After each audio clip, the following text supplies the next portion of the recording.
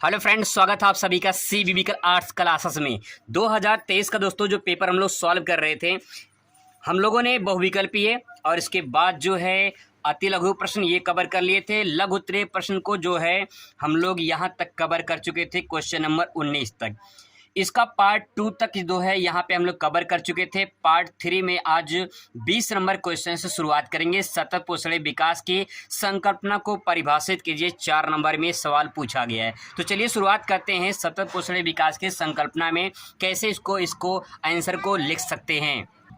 दोस्तों आंसर मैंने बहुत ही सिंपल और आसान शब्दों में लिख लिया है। बहुत ही सिंपल आसान शब्दों में आपको समझाने वाला हूं। चलिए शुरुआत करते हैं। याद करने की पूरी गारंटी आपको बताएंगे कि कैसे आप आसानी से याद कर सकते हैं। रट्टा नहीं मारेंगे, केवल समझने की कोशिश करेंगे। सतत पोषणीय विकास की संकल्पना, सबसे पहले यहाँ पे देखिए सतत पोषणीय विकास की जो संकल्पना है ये है क्या, समझने की कोशिश करते हैं। पश्चिमी देशों में, पश्चिमी देशों का मतलब ये है कि जो संसार है, संसार के जो पश्चिमी देश हैं, ठीक है, जैसे यूरोप महाद्वीप है वो पश्चिमी में आता है, और इसके बाद जो उत्तरी अमेरिका और जो है ये सब दक्षिणी अमेरिका ये पश्चिम में आते हैं। तो पश्चिमी देशों में पर्यावरण संबंधी मुद्दों पर बढ़ती जागरूकता के कारण पर्यावरण पर औद्योगिक विकास के प्रभाव पर चिंता प्रकट की गई। मतलब ये है कि जो पश्चिमी देश हैं, सबसे पहले इन देशों में पर्यावरण संबंधी जो है मुद्दों पर बढ़ती जागरूकता, यानी जागरूकता के लिए जो है पर्यावरण पे औद्योगिक विकास के प्रभाव की चिंता बनाई गई। यानी कहा गया कि जो औद्योगिक विकास धीरे धीरे विकास हो रहा है उद्योगों का, कहीं कि पर्यावरण पे नुकसान पहुंचा रहा है, पर्यावरण पे प्रभावित कर रहा है, तो उसके लिए जो है सबसे पहले पश्चिमी देशों पर मुद्दा उठाया गया कि पर्यावरण को कैसे संरक्षण किया जाए। इसके बाद दोस्तों ये संकल्पना जो है 1960 के दशक में विकास, मतलब कि 60 के दशक में विकास का नया मॉडल तैयार किया गया, जिसे सतत पोषणीय विकास कहा जाता है। इसकी शुरुआत की गई। मतलब ये है कि जो पर्यावरण संबंधी इसका संरक्षण करने के लिए, जो औद्योगिक विकास हो रहा था इसका संरक्षण करने के लिए एक जो है संकल्पना प्रस्तुत की गई 1960 के दशक में, जिसे सतत पोषणीय विकास के नाम से जाना जाता है। अब सवाल है कि सतत पोषणीय विकास होता क्या है, तो इसको मैं बहुत आसान शब्दों में आपको समझा दूं। तो यहाँ पे देखिए डायग्राम के माध्यम से मैं आपको समझाने की कोशिश करूंगा। परिभाषा नहीं, बिल्कुल डायग्राम के माध्यम से समझ जाएंगे आप लोग। जैसे मान लीजिए पेड़ है, इस पेड़ से ये वर्तमान की पीढ़ी है, मान लेते हैं हम सबकी वर्तमान की पीढ़ी है।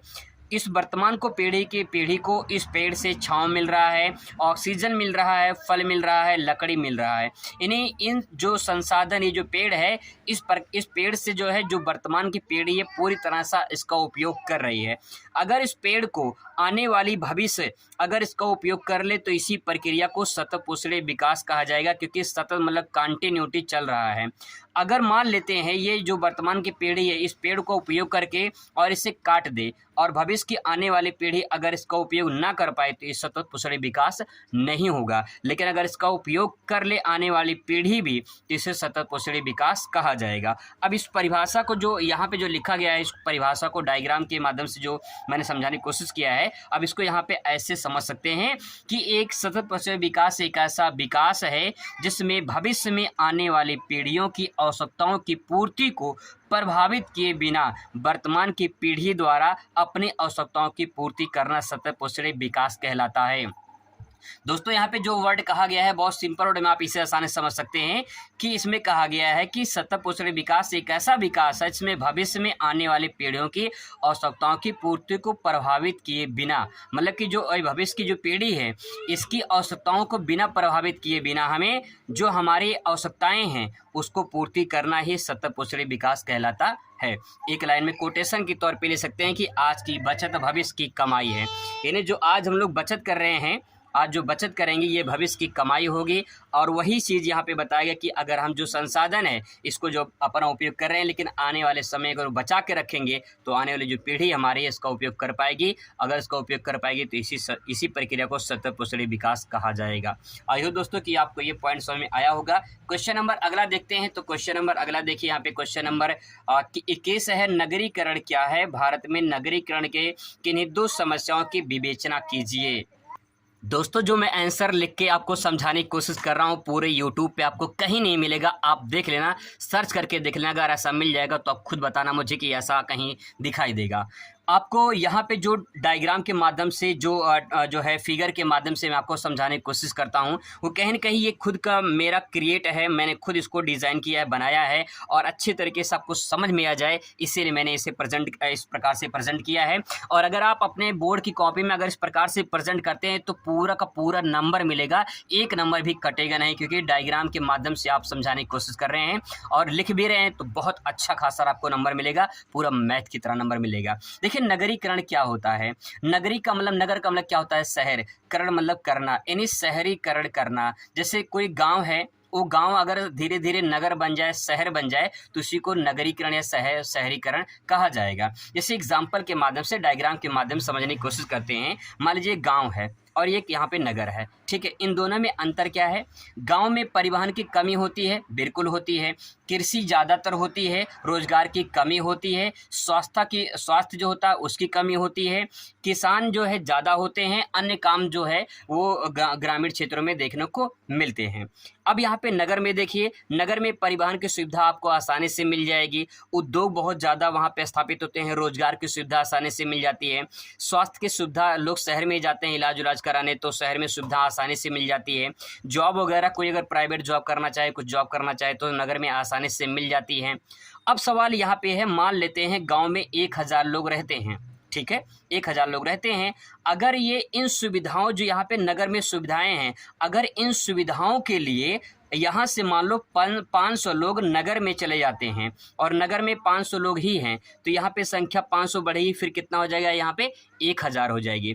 जब इस प्रकार से जनसंख्या यहाँ बढ़ना शुरू होगा तो वही जो नगर होगा उसका विस्तार हो जाएगा और उसी विस्तार को कहेंगे नगरीकरण हो रहा है। बहुत ही सिंपल आसान वर्ड में आप इसे समझ सकते हैं कि जब नगरों में गांव से जनसंख्या नगरों की तरफ बढ़ने लगे, क्यों बढ़ती है? क्योंकि वहाँ सुविधाएं ज़्यादा होती हैं, वहाँ पे आवश्यकताओं की पूर्ति आसानी से हो जाती है, इसीलिए गांव से लोग शहर में चले जाते हैं और गांव से शहर जाना ही नगरीकरण कहलाता है। आई होप दोस्तों आपको समझ में आया होगा। अब यहाँ पे इस बात को ऐसे समझ सकते हैं कि नगरीकरण से आशय गाँव से नगरों की ओर जनसंख्या का बढ़ना नगरीकरण कहलाता है।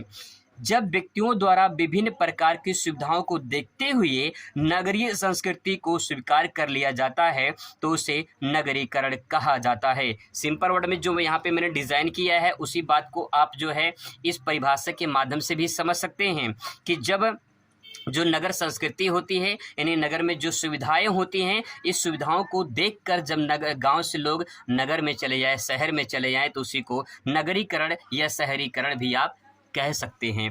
अब दोस्तों इसके बाद जो है नगरीकरण की समस्याएं क्या हैं?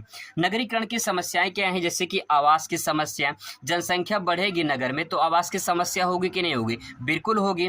पर्यावरण की समस्या होगी कि नहीं होगी? बिल्कुल होगी। सिंपल सी बात है, जहाँ जनसंख्या ज़्यादा होगी कहीं कि वहाँ तो पर्यावरण दूषित होगा ही।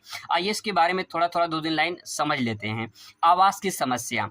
भारत के विभिन्न महानगरों की कुल नगरीय आबादी का एक बड़ा भाग झुग्गी झोपड़ियों में निवास करता है, जो आवास की सबसे बड़ी समस्या है। जब लोग गांव से शहर में जाएंगे तो वहां पे आवास के सबसे बड़ी सुविधा होगी, लेकिन जब आवास नहीं मिलेगा तो लोग क्या करेंगे? झुग्गी झोपड़ियां बनाकर निवास करेंगे। जो गांव की तरह ही वहाँ पे ऐसा ही एक झुग्गी झोपड़ियाँ विकास हो जाता है, जो कहीं न कहीं आवास की समस्या के कारण ऐसी जो है स्थिति वहाँ देखने को मिलती है। तो आवास की समस्या हो गई। इसके बाद दोस्तों है पर्यावरण की समस्या। नगरों में बढ़ती जनसंख्या और बढ़ती औद्योगिकरण के कारण पर्यावरण प्रदूषण बढ़ रहा है। भाई सिंपल सी बात है, गांव से लोग जब शहर में जाएंगे जनसंख्या बढ़ेगी और दूसरी बात औद्योगिक जो करण है वो बढ़ रहा है, इन उद्योग का विकास हो रहा है, तो क्या पर्यावरण दूषित होगा कि नहीं होगा? बिल्कुल पर्यावरण दूषित होगा। जल, वायु, मृदा सब दूषित हो रहा है। इसकी सबसे बड़ी जो कारण है वो बढ़ती जनसंख्या और जनसंख्या में नगरीकरण।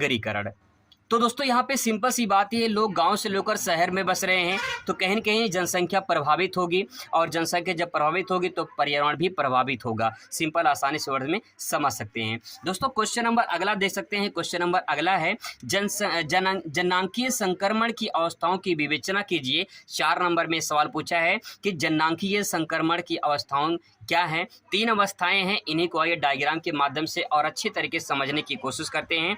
जननांकीय संक्रमण सिद्धांत प्रश्न उत्तर नंबर 22 और 22 का यहाँ पे पहले समझते हैं कि जननांकीय संक्रमण सिद्धांत ये क्या है, इसकी अवस्थाएं क्या हैं। जननांकीय, देखिए यहाँ पे जननांकीय संक्रमण सिद्धांत या अवस्था लिखा हुआ है। जन मतलब क्या होता है, लोग, और यहाँ पे लिखा आंकिकीय। आंकिकीय मतलब होता है आंकड़े, यानी लोगों के आंकड़े, ठीक है। यानी संक्रमण सिद्धांत दिखाना है। जैसे होता है कि एक जन्म का और मृत्यु का, उसके बीच का जो क्षेत्र होता है उसे संक्रमण क्षेत्र कहा जाता है। अभी डायग्राम के माध्यम से आपको समझाने की कोशिश करूंगा। पहले दोस्तों थोड़ा सा परिभाषा समझ लेते हैं कि जननांकीय संक्रमण सिद्धांत का उपयोग किसी क्षेत्र की जनसंख्या का वर्णन तथा भविष्य की जनसंख्या का पूर्वानुमान के लिए किया जाता है। इन्हें जो जननांकीय संक्रमण सिद्धांत है ये क्या है, तो जनसंख्या का वर्णन करता है कि कितनी जनसंख्या वहाँ पे है। दूसरी बात यह है भविष्य की जनसंख्या का पूर्वानुमान करता है कि भविष्य में जनसंख्या में कितना हो सकता है, इसकी बात का अंदाज़ा लगाता है। अब इसकी 3 अवस्थाएं हैं, इस 3 अवस्थाओं को डायग्राम के माध्यम से आप यहाँ पे समझने की कोशिश करिए। दोस्तों यहाँ पे डायग्राम जो मैंने बनाया है, यहाँ पे एनसीईआरटी में ऐसे ही बना, आप देख सकते हैं। यहाँ पे आप जो आंकड़ा लिखा है, यहाँ पे कोई भी आंकड़ा ले सकते हैं। यहाँ पे ऐसे लाइन खींचेंगे, इसके बाद जो एक लाइन इधर खींचेंगे, ठीक है। अब यहाँ पे आप जन्म दर और मृत्यु दर लिखेंगे। यहाँ पे 10, 20, 30, 40, 50 इस प्रकार से आप कुछ भी यहाँ पे ले सकते हैं। ये पहली अवस्था है, ये दूसरी अवस्था है, ये तीसरी अवस्था है। इसमें बहुविकल्पीय सवाल भी पूछा जाता है। ये जो पहली अवस्था है, इसमें आप जब देखेंगे इस प्रकार से जन्म और मृत्यु दर यहाँ पे लिखा गया है, यानी जन्म और मृत्यु दर की जो रेखा है, ऊपर वाली ये जन्म दर है और नीचे वाली जो है ये जो आप नीचे वाले देख रहे हैं ये मृत्यु दर है। जन्म दर और मृत्यु दर यहाँ पे अगर हम देखें पहली अवस्था में तो दोनों देखिए उच्च दिखाई दे रही है, ठीक है। दूसरी अवस्था में जब आते हैं तो यहाँ पे देखिए मृत्यु दर में धीरे धीरे गिरावट आ रही है, ठीक है। यहाँ पे देखिए गिरावट आ रही है, यानी कमी हो रही है।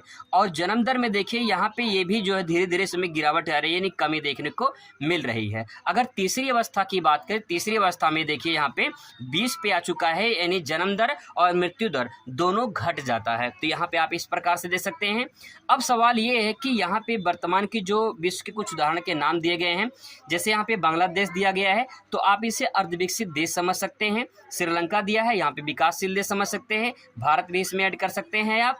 और उसके बाद यहाँ पे जो है ये विकसित देश है, तो अर्धविकसित, विकासशील और विकसित देश, ये 3 टाइप के देश के श्रेणी आएंगे, जिसमें जो है विकसित देश की जो है तकनीकी, विकसित देश की स्वास्थ्य सुविधा सबसे अच्छी होती है, वो शिक्षित होते हैं, इसीलिए इसमें ना तो ज़्यादा जन्म लेते हैं और ना ज़्यादा मरते हैं। इस प्रकार से यहाँ पे दे सकते हैं। लेकिन अगर हम अर्धविकसित देशों के देखें तो यहाँ पे शिक्षा की कमी होती है, यहाँ पे लोग बेरोजगार होते हैं, यहाँ पे जो है कहीं कहीं अशिक्षा ज़्यादा होती है। तो यहाँ पे देखिए उच्च जन्म दर और ज़्यादा मरते हैं, ज़्यादा जन्म भी लेते हैं। लेकिन दूसरी जो अवस्था है विकासशील की, इसमें मृत्यु दर में धीरे धीरे कमी आती है, क्योंकि इसमें जो है स्वास्थ्य की जो है कहीं न कहीं मेडिकल की सुविधाएं बढ़ जाती हैं, स्वास्थ्य की सुविधाएं बढ़ जाती हैं, इसके कारण मृत्यु दर में कमी आती है। लेकिन जन्म दर में भी धीरे धीरे कमी देखने को यहाँ पे मिल रही है। तो इस डायग्राम को आप आसानी से बना सकते हैं। पहले में जन्म दर मृत्यु दर ऊंचा उठा देंगे, तीसरे में जो है जन्म दर मृत्यु दर नीचे कर देंगे, और दूसरी अवस्था में जन्म दर मृत्यु दर को घटा देंगे। दोनों जो है